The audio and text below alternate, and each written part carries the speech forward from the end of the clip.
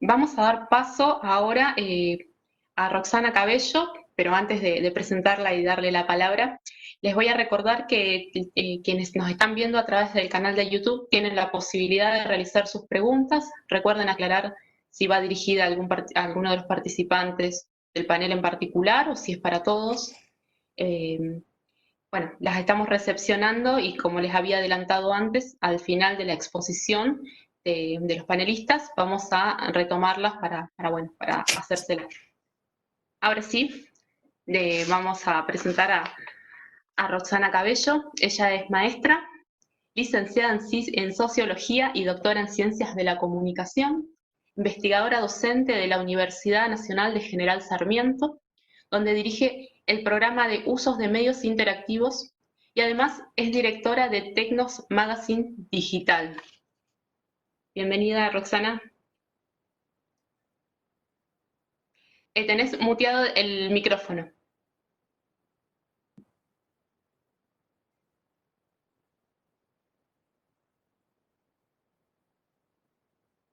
De nuevo. Hola, Ahora sí. hola, ahora sí, ¿no?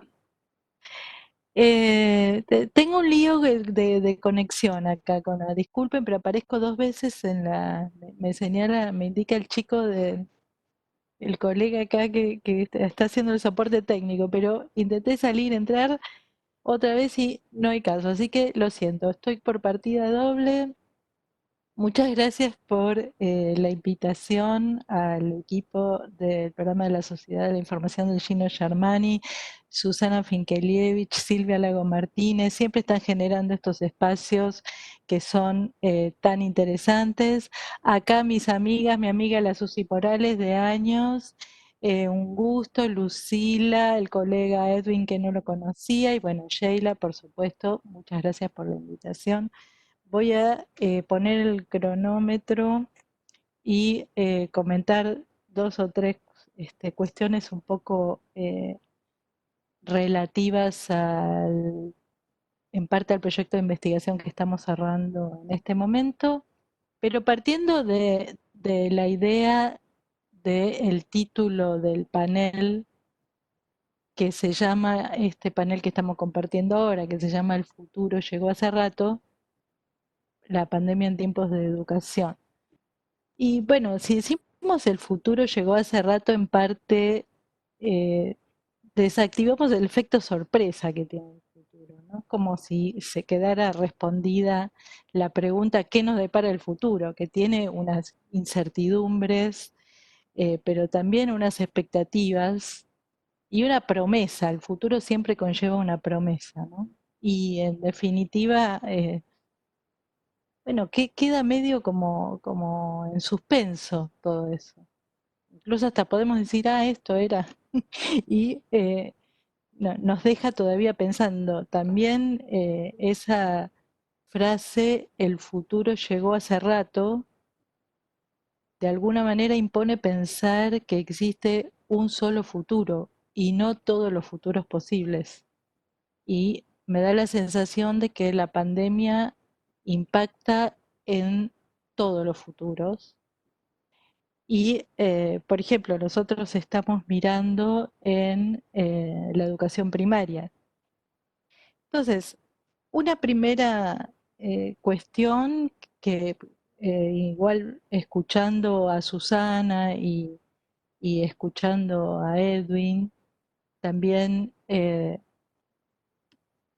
me parece que se hace extensivo no solamente a la escuela primaria, sino también a los otros niveles de la educación, es que esta situación de pandemia, esta irrupción de una situación completamente inesperada y que solamente era como imaginable en la ficción, generó unas condiciones que produjeron una aceleración de los procesos y también una contracción de los tiempos.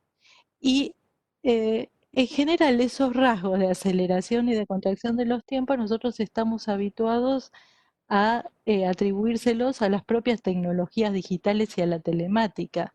Casi que lo vemos como efecto de la intervención de estas tecnologías y como una, digamos, una dimensión propia de su funcionamiento. Y ahora sucede una cosa más o menos al revés, que es que como consecuencia de esta aceleración que producen las condiciones a que da lugar la pandemia, entonces se produciría una tecnologización de los espacios educativos. Y bueno, esto desde algún punto de vista podría decirse también marca el fin de la espera. La espera es otro rasgo que está asociado al futuro, ¿no? El futuro siempre involucra la espera, no solamente la incertidumbre y la expectativa, sino también ese tic-tac que está sonando siempre un poco hacia adelante. Y acá, bueno, parece que la cosa, que esa espera hubiera terminado y que después de décadas de estar pregonando que en la cultura contemporánea las, digamos, los aprendizajes se producen más allá de los muros de la escuela, ahora irrumpe esta situación inesperada y literalmente arrasa con los muros de la escuela, ¿no? Entonces, pone la situación de los aprendizajes y de las tareas escolares en el contexto del hogar. Y esto genera una cantidad de inestabilidades, un entorno desestabilizante, digamos, es una situación muy desestabilizante, sobre la cual muchos de nosotros estamos haciendo observaciones y reflexiones en distintos contextos, en la academia, pero también en los gremios docentes, a nivel pedagógico, etcétera, ¿no? Esta es una situación que nos está poniendo a pensar. Ahora, eh, la integración de tecnologías, que sería, en este caso, me da la impresión por los títulos que tiene este panel, el ciclo de conversatorios también que organiza la Universidad de Córdoba, la integración de tecnologías sería el indicador de futuro, ¿no? Y da la impresión que funciona de esa manera. Y entonces funciona como puente en realidad entre esta escuela que ahora está desterritorializada y el hogar que abruptamente devino espacio de los aprendizajes y de las tareas escolares. Y ese puente, bueno, se construye de una manera más improvisada o menos improvisada en distintos casos. Los chicos y las chicas con los que nosotros estamos trabajando en nuestro proyecto de investigación tienen entre 6 y 8 años, recién están ingresando a la escuela primaria, están atravesando el primer ciclo y me da la sensación que forman parte de la población escolar más afectada o están entre los más afectados de toda la población escolar en general. En principio, bueno, el aprendizaje del lenguaje escrito es un proceso de apropiación complejo, de fuerte compromiso cognitivo, y bueno, requiere un trabajo minucioso, de consciente, analítico de los componentes que tiene el lenguaje, requiere tiempo no solamente para avanzar en las distintas etapas en donde se van generando las distintas hipótesis de producción del lenguaje escrito, de asociación con los sonidos, los fonemas, etcétera, sino también para identificar las distintas estrategias y componentes y etapas de la producción del sentido a través de la escritura. Es decir, requiere además un acompañamiento para poder ir haciendo esa objetivación y ese análisis de los componentes del lenguaje escrito. Entonces, este contexto en el que se encuentran los chiquitos ahora entrando a una escuela a la que no entran, digamos, y teniendo que hacer su proceso de apropiación del lenguaje escrito en un contexto que les es completamente difícil también de legitimar como espacio de aprendizaje, ya de por sí los pone en una situación muy, muy advenediza, digamos. Pero además hay algunas otras condiciones que nosotros hemos estado identificando a partir de nuestro proyecto y con el cual, bueno, de a poco estamos tratando de comprender un poco más, que son condiciones que entran en juego aquí, que tienen que ver, por un lado, con la propia alfabetización. En muchas escuelas del conurbano de Buenos Aires y supongo que también en otras regiones de América Latina, muchos chicos y muchas chicas que ingresan al primer año y que están transitando también en general los 3 años del primer ciclo, eh, vienen con pocas y poco variadas experiencias con el lenguaje escrito, es decir, tienen como no mucho conocimiento sobre el cual empezar a construir ese aprendizaje del lenguaje escrito. Eso por un lado. Y por otro lado, en relación con las tecnologías, distintos elementos estamos observando, por ejemplo, nuestro compañero Renzo Moyano analiza sistemáticamente la producción de la encuesta permanente de hogares sobre acceso y usos de tecnologías y podemos ver recientemente que 5 de cada 10 personas que tienen entre 6 y 8 años, que viven en el conurbano de Buenos Aires y que están en hogares bajo la línea de pobreza, tienen acceso restringido o no acceden ni usan computadora, internet y teléfono celular. 5 de cada 10. Eso por un lado, pero además nosotros en estudios cualitativos estamos analizando los tipos de dinámicas de usos de los cuales los chicos y las chicas participan en el contexto del hogar, y uno de los aspectos que estamos identificando es que esas dinámicas están predominantemente orientadas hacia el entretenimiento, y esto en todos los sectores económicos sociales en donde ubicamos niños y niñas de estas edades en el conurbano de Buenos Aires, y lo hacen además específicamente a partir de dispositivos móviles, sobre todo de telefonía celular, es decir, el tipo de vinculación que tienen con esa dinámica de usos orientada al entretenimiento es a partir de telefonía móvil, y en muchos hogares de estas áreas la conectividad es intermitente y de baja calidad. Es decir, eh, condiciones tanto desde el punto de vista de cómo construyo, cuál es el plafón que tengo para construir alfabetización, y también cuál es el plafón que tengo para construir mi relación con las tecnologías, requieren seguramente un tipo de acompañamiento específico.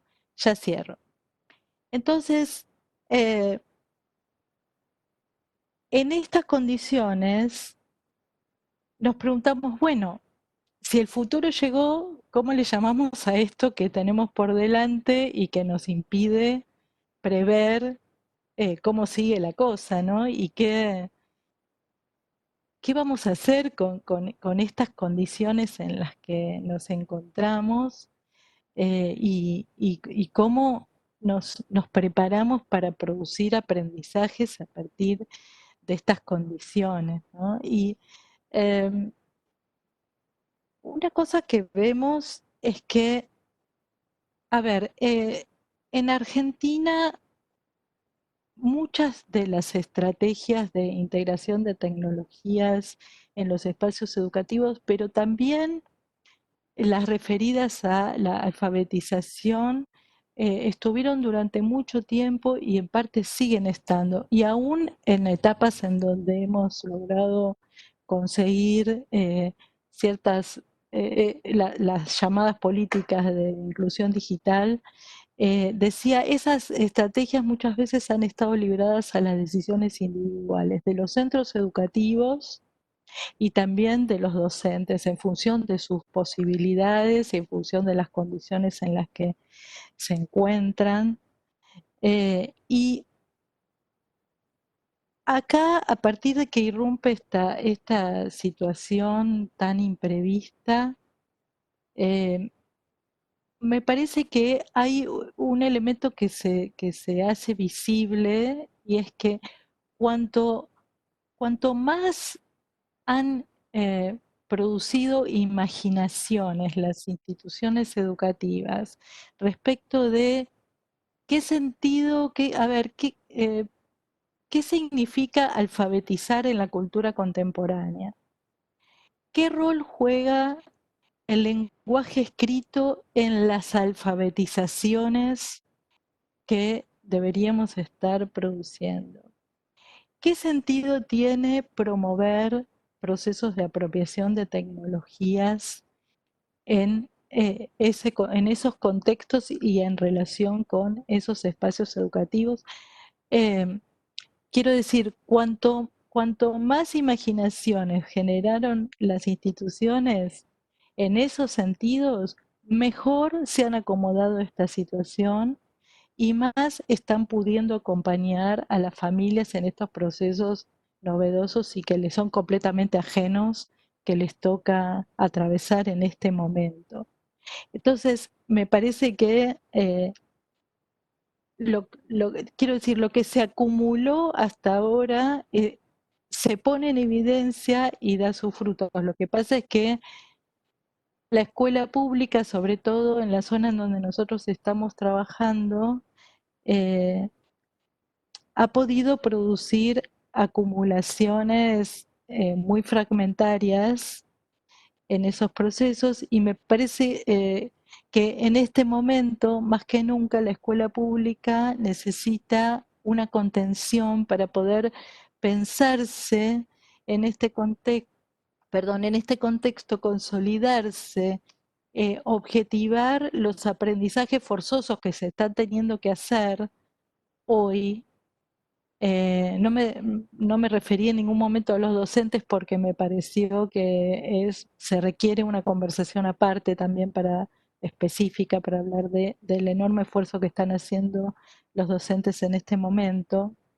Eh, pero sobre todo, digo, una contención específica porque es muy importante el riesgo de dispersión que tiene la escuela en este momento, y a su vez se revela también la enorme significación que tiene la posibilidad de la escuela de acompañar a las familias cuando les toca legitimarse como espacio también donde los chicos puedan hacer sus aprendizajes y sus tareas escolares. Entonces, diría que el futuro llegó, pero también trajo otras incertidumbres, y bueno, no nos queda otra que lidiar con esas incertidumbres en presente continuo, ¿no? Bueno, muchas gracias.